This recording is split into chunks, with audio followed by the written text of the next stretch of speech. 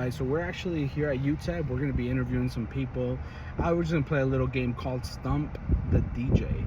So we're going to compete, see if our DJ knows more music than the average 20-year-old.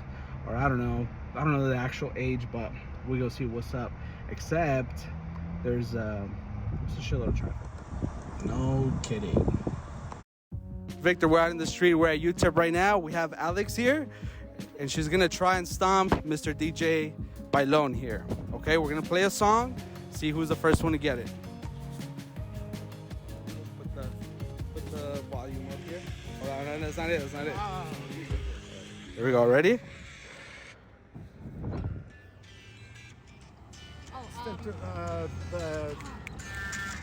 That's Incubus Drive. Woo! Got it. She got it. All right. So round two, we're gonna play a song. Let's see who can win it. $2 on the line. Here we go. You guys ready? As it was by Harry Styles.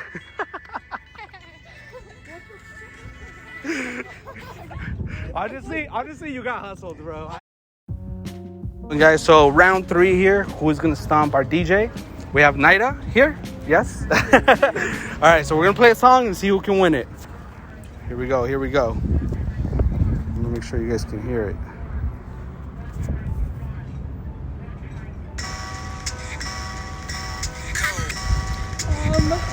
Oh, you guys, the name was right there. Is that Reggie? Got it. He lost again. Here you go. You're good. How's it going, everybody? Welcome to the Vic Hugo Show. Very, very special guest, longtime friend of mine here, Mr. DJ Robert Bailon.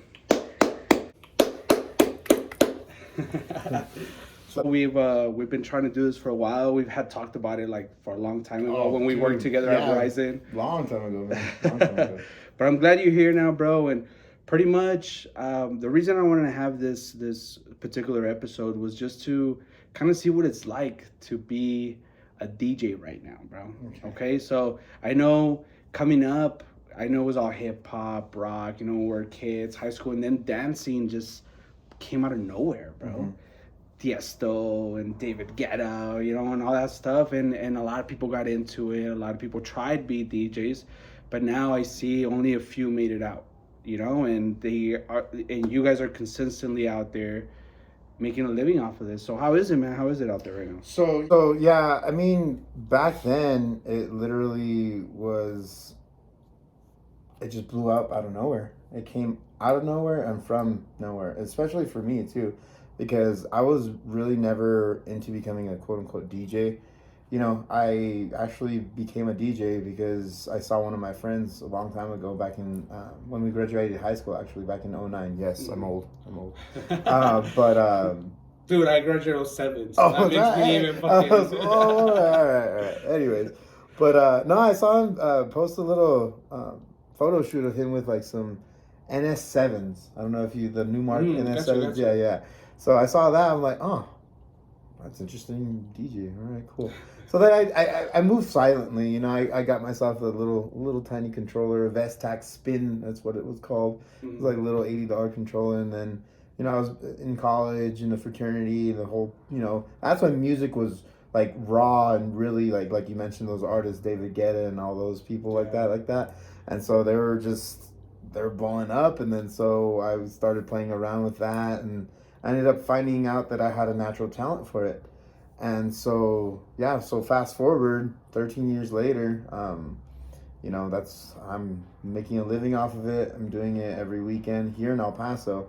Coincidentally, even though I'm from Las Cruces, I don't really get over here mainly. Well, I mean, the crowd is over here either way. I agree completely, 100%. Because I feel like even the people from Las Cruces, they make their way over here to party and stuff like that, which is crazy because, I mean, you got the college, what is it, NMSU? NMSU, you got NMSU over there, and we got UTEP here, so it's really not that big of a difference, but I guess for some reason the clubs are better over here. I don't know. Yeah, exactly, because over there in Las Cruces, and then not trying to undermine any of my DJs out there at all whatsoever, but there's literally only 3 places that they have DJs in Las Cruces, believe it or not. Mm-hmm. Shouting out to Whiskey Dicks, my boy Elias Valles holds that down.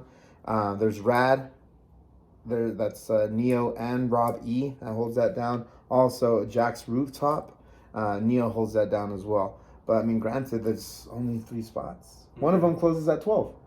Oh well, yeah, you that's know, super. Yeah, yeah, exactly. And then yeah, there are the bars and everything like that, But I mean, over here, in the West Side alone, we're here off of Mesa. How many bars are off of Mesa? Oh, yeah. Hello, dude. And I actually, there's more.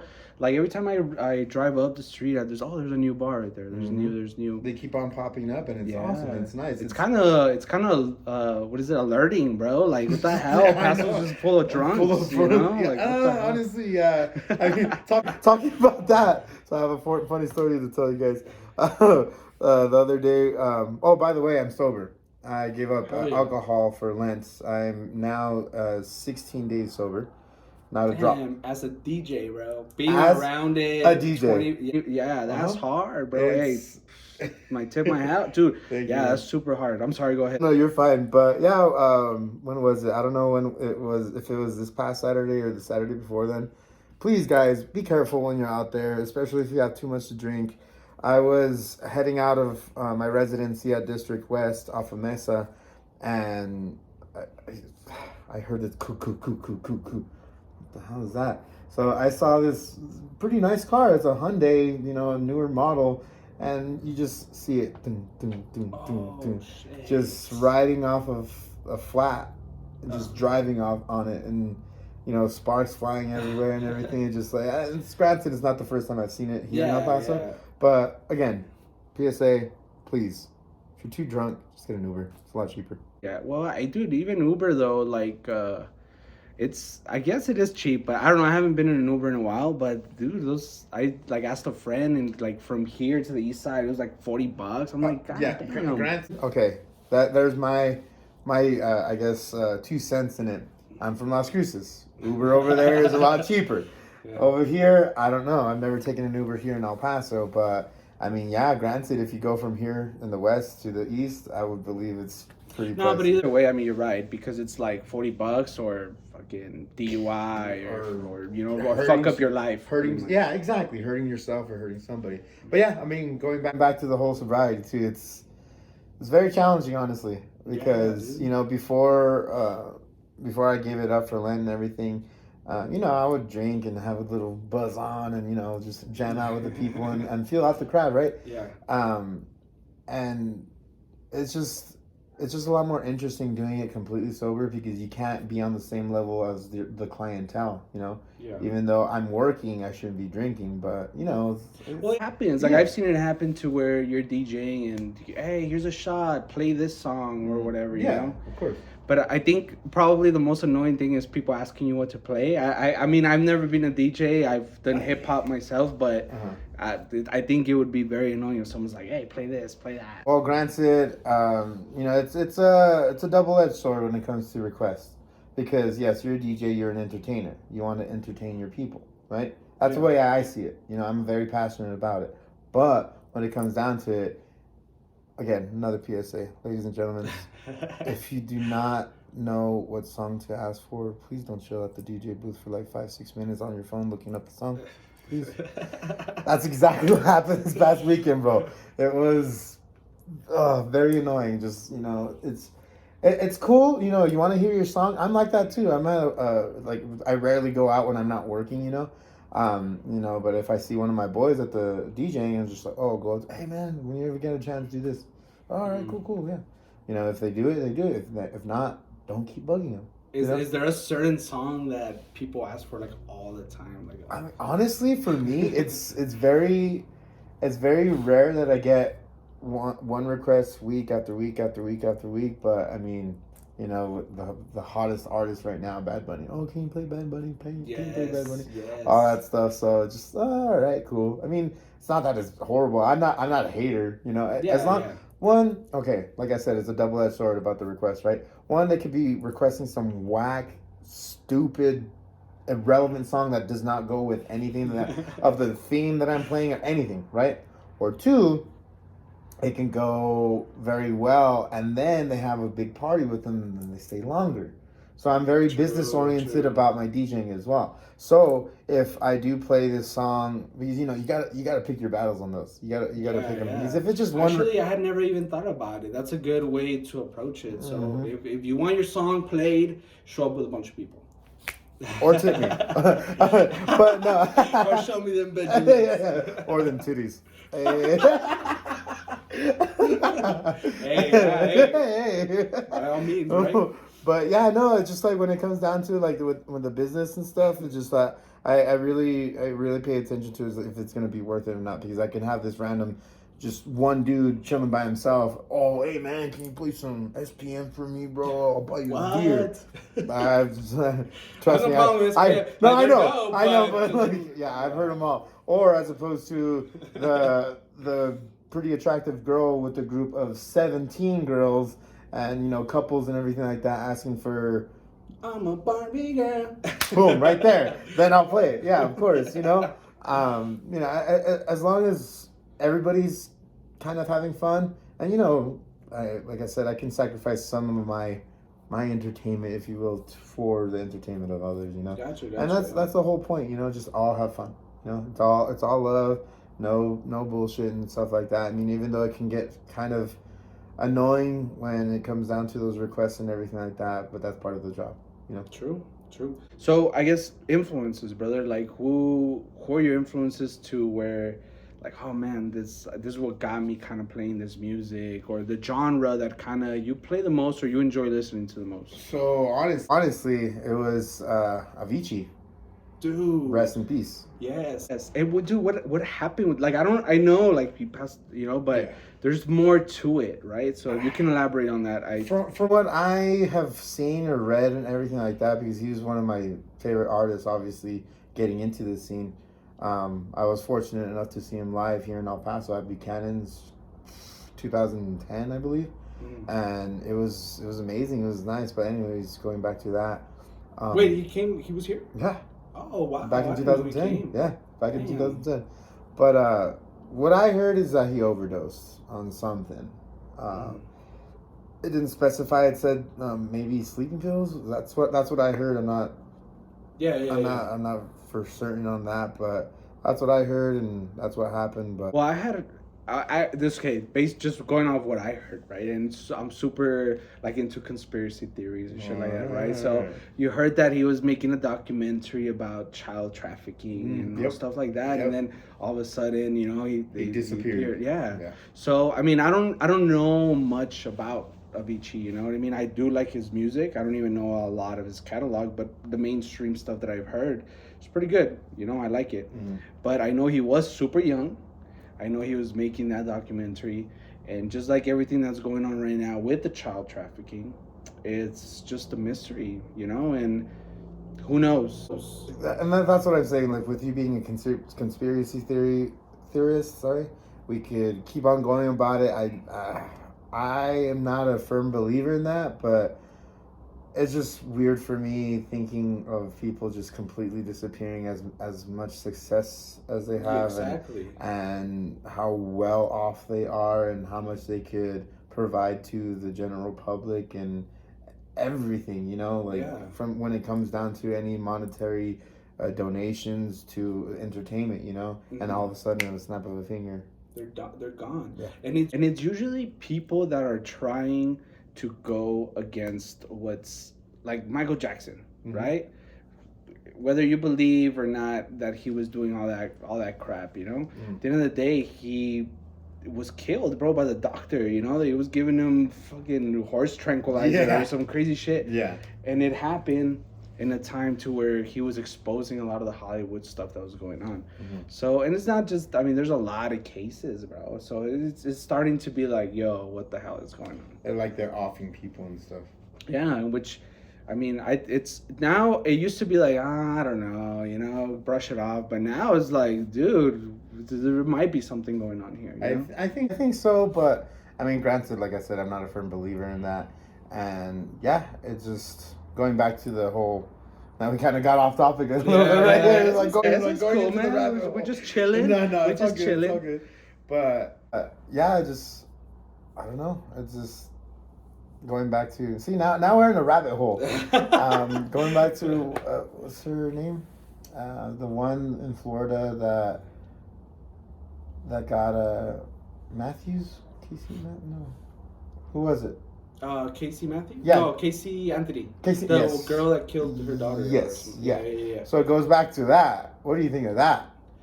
I mean, I think she did. Okay, before you answer, you already answered. Even though you answered it, you're gonna. Oh my god. Freaking. Have you seen the documentary? Wait. There's a new one. Or? Yeah, it's on. It's on Peacock. No, I have not. Yeah, that is very interesting, because I don't know, man. I think the dad did it. No way.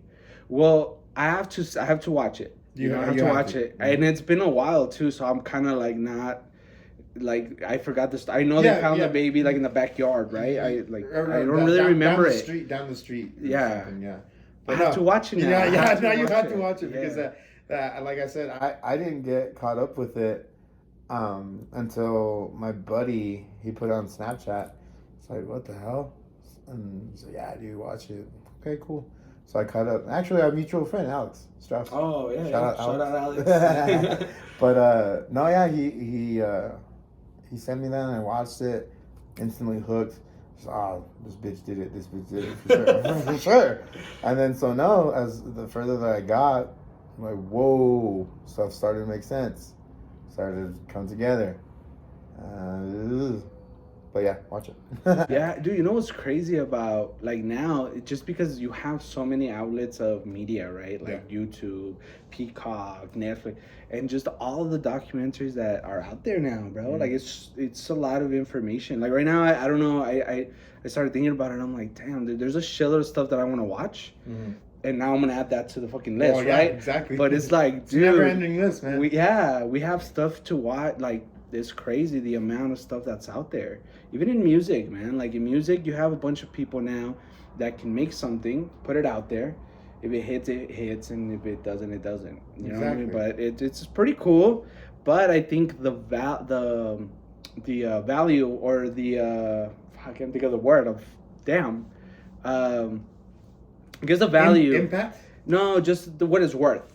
Yeah, like, you know, like I would say the impact. It's diluted to where it's not as good. I think it's because everybody's quality. Fuck, I couldn't think of the word. Quality. The quality is definitely lower. It's definitely lower. Yes. And like back then, you had those artists with the big impact. Well, and then on top of it too, it's crazy that you mentioned that because say you're an old producer, and so many of them out there that have created such unique things that are still hits to this day. Yeah. For example, you know what I like to do when I'm DJing, week after week, even though I'm at the same place every Saturday and every Sunday, I completely change up my music 100%.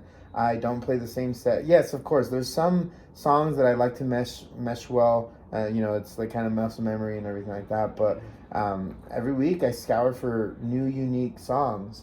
And for example, you know who Shaggy is, right? Oh yeah. Yeah. That song, "Hey Sexy Lady." Okay. How long has it been that you heard that song?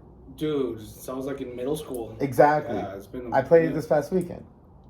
You know, it probably hit. Yeah, probably hit. Exactly. And so, with that being said, it's just that these artists, and no shade on them whatsoever. Like you said, they're just producing out things to see if it randomly hits. They don't give the time for the quality. They just put out quantity. Like okay, I know Travis Scott, right? Mm-hmm. He think about Travis Scott now to 2 years ago, or 3 years ago. Dude was everywhere, bro. Mm-hmm. Now and yeah, like I know who he is, you know what I mean? But like you just said Shaggy, right? This last weekend you had him on your playlist. Did you have any Travis Scott on the playlist? No, not really. You know what I mean? And he has good songs, but it's just there's no attention to it now. You know, you appreciate it for those few months, and then what's next? It doesn't stay with you. It doesn't settle with you. It doesn't hit any emotional. yes part of your exactly. your music, I guess.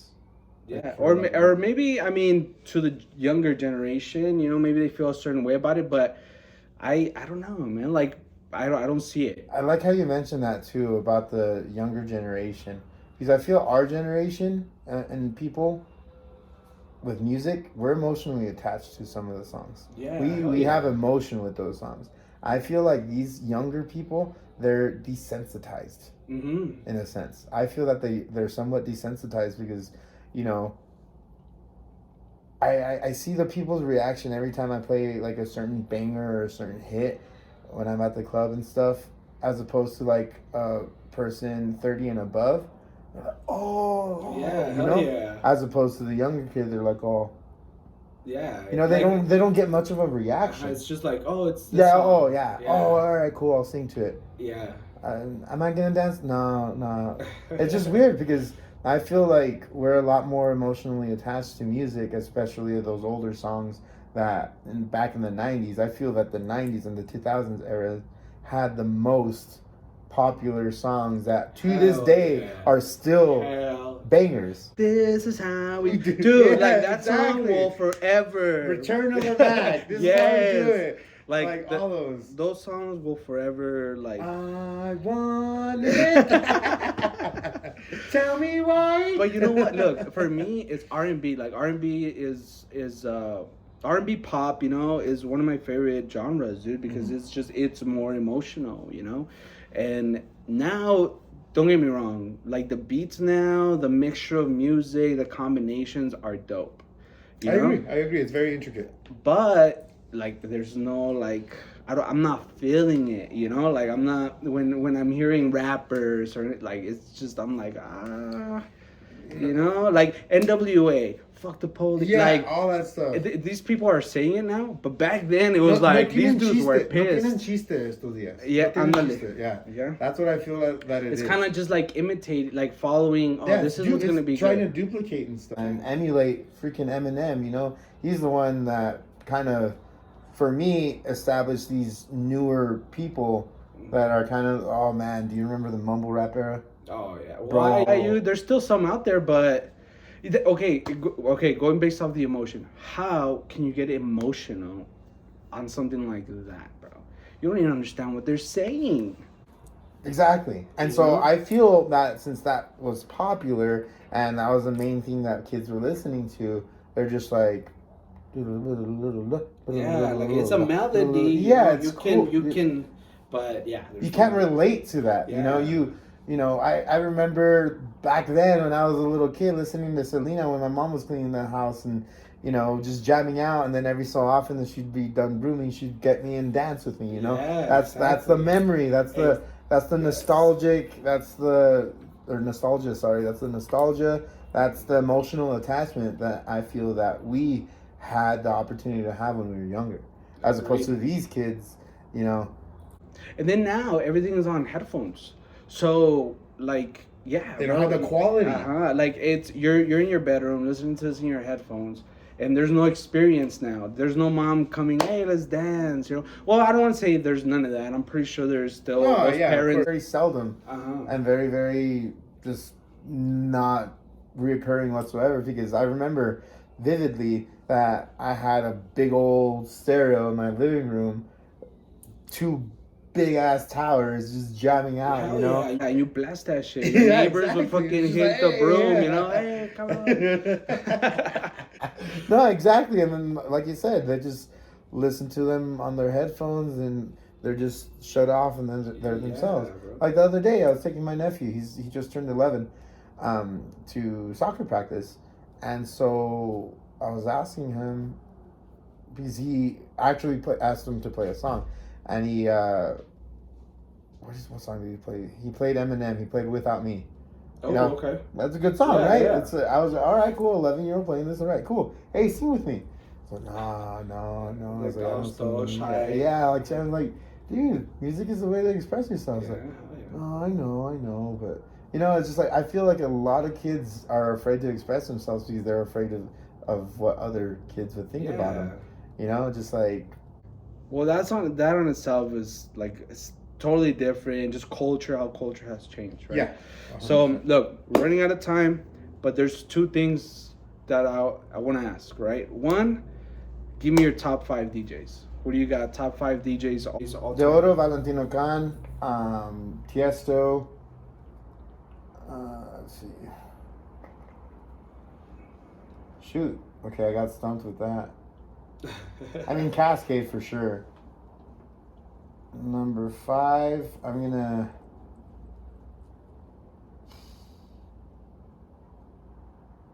Oh, I didn't even ask you the specifications. Like here locally or everywhere? No, yeah, just all time. Your all favorite, time. favorite Okay. DJs. I mean, shoot, I can't name a 5th one. I always have just top 3. All right, we're good with that. All right. Now, if you can tell the people out there your next few shows, just let you go see him. Check this man out. He knows what he's talking about. I know him personally, so I know he gets down. He would not be sitting in this chair if he didn't. So, where are you going to be this coming up week? So this weekend, I picked up a random gig on Friday in Las Cruces. It's going to be at Whiskey Dick's, nothing too crazy. I'm not a big fan of country music, but hey, if you like country music, catch me out there. There is a time from 12 to like 1 that I can play whatever I want, so catch that. And then Saturday, this Saturday is going to be the District West off of Mesa. Also on Sunday for Rehab Sundays. That's actually pretty cool. They actually give, they don't give, but they have $30 mimosa towers. Oh, shit. I ain't drinking, but you should. Get an Uber, though. Yeah, get an Uber, though. Don't be that guy. All right, brother. Thank you for coming in. You're always welcome. Any questions, comments from a man right here, hit us up in the comments. Don't forget to subscribe. Love y'all.